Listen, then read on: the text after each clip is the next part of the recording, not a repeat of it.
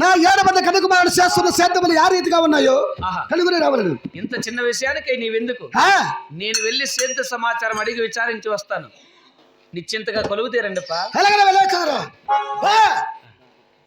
అట్లా గట్టిగా అరిసినావనుకో గోడ కొచ్చలు పోసేస్తాను నేను. సాయిల్ వాసన కట్లే. రెడ్డి మాటలు ఆలకించాడు తలారి వాడు.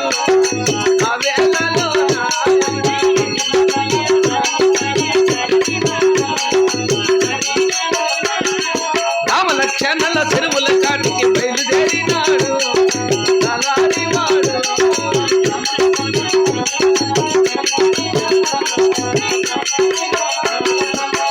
అయ్యా రెడ్డి గారు,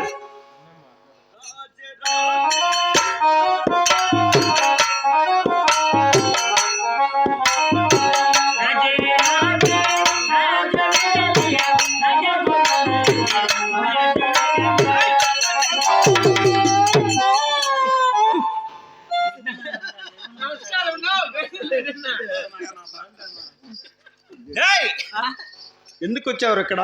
చెరువులు చూడగా తొలికలేస్తున్నాయి. అవును, పక్క సేద్యం పట్టకర్రతో ఉంది. మన సేద్యం ఎందుకన్నా చాలా మట్టముగా ఉన్నది. తలారి సేద్యాల కథలు చెప్తారా? అర్ధరాత్రి పైన బొలుసారుగా ఉంటావు నువ్వు. మేము ఎప్పుడు రెడ్లే ఆయన జడగొడతా అన్నాడు చీనెనకాల. లేదురా ఇప్పుడే ఇప్పుడే. తలారి మా తండ్రికి 7 మంది కొడుకులు మేము. ఇది కాపేయి సరేనా? 7 మంది కొడుకులు. అప్పుడే ఆపేసినావు. అయినా మనం వినే రకం కాదు. ప్రయత్నం చేసినాము, ఫలితం జరిగింది.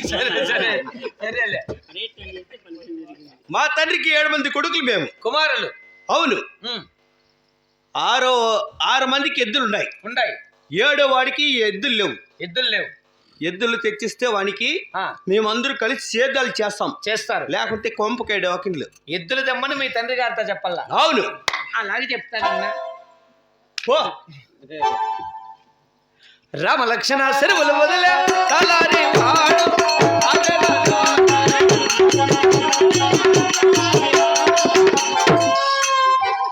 ఏమరా పోయినావా? పోయింటి పోవు. ఏం చెప్పారు?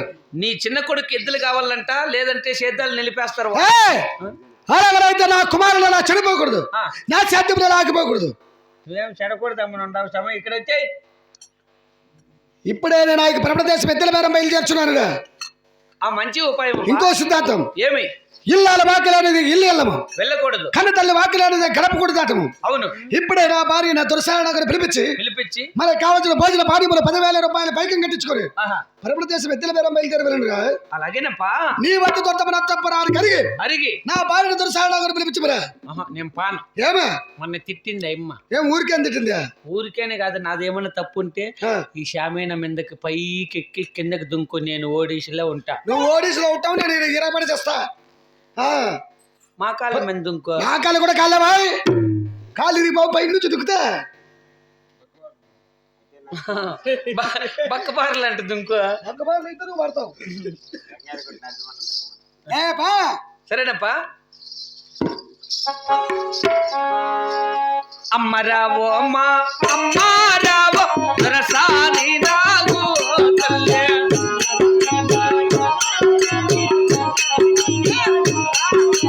నాతుడైనా రాఘవలారెడ్డి నిన్నే పిలిచాడు తల్లే.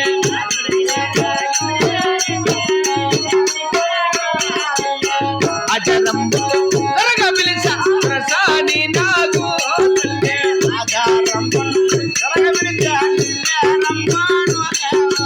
పరుగు పరుగున బయలుదేరు రసాని నాగు నీవు.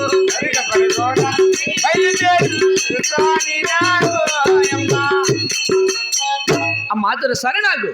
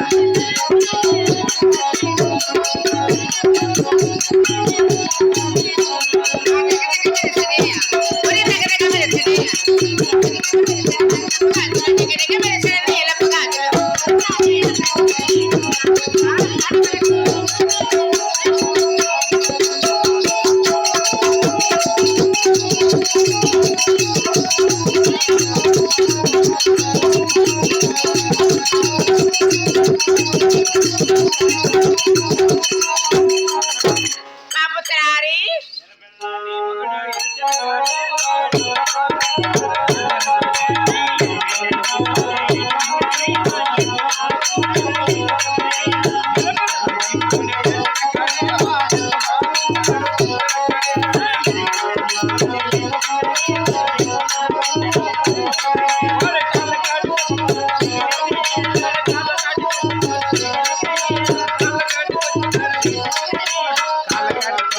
కాలు పట్టి చూసినాడు కాలలేక గొలుసులైన తెచ్చిండాడా కాలలేక గొలుసులైన తెచ్చిండాడా వాడు ఒక్క మాటలాడుకోనుచ్చిండాడా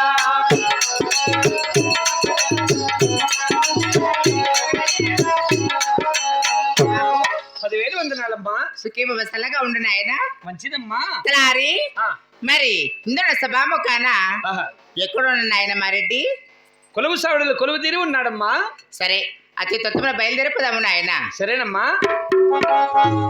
పదరే పోదాము తల్లరి వాడ రాజేశ్వరి ప్రేపు రారే పోదాము తల్లరి వాడ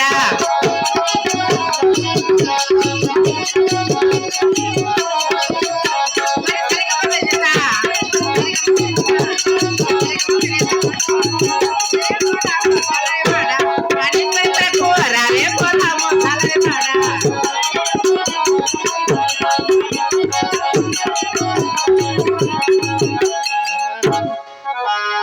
నాద నాదాన ప్రాణ నాదాన ప్రాణ నాద నా ప్రాణ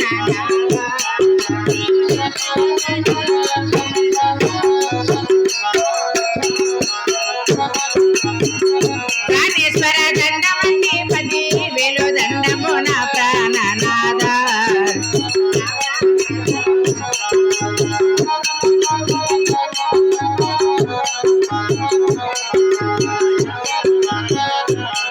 అయ్యో నీకు చాలా 10,000 దండము నా ప్రాణ నాద నా ప్రాణ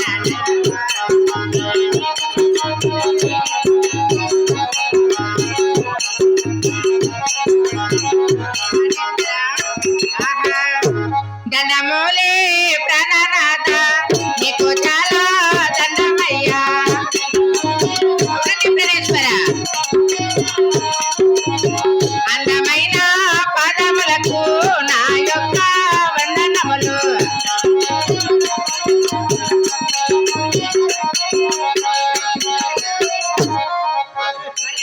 పాదములకు 10,000 వందనములండి ప్రణేశ్వర.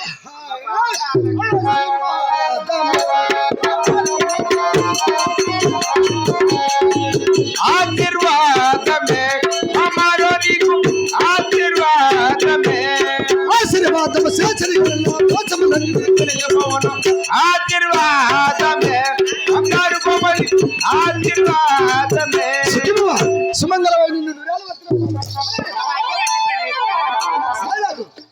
ఈ సభాముఖానికి చేరవచ్చు ఉన్నావు కావున ఈ సభాముఖమున నిన్ను చూడగానే నా మనసు ఎంతో ఆనందపరిచి వచ్చినది.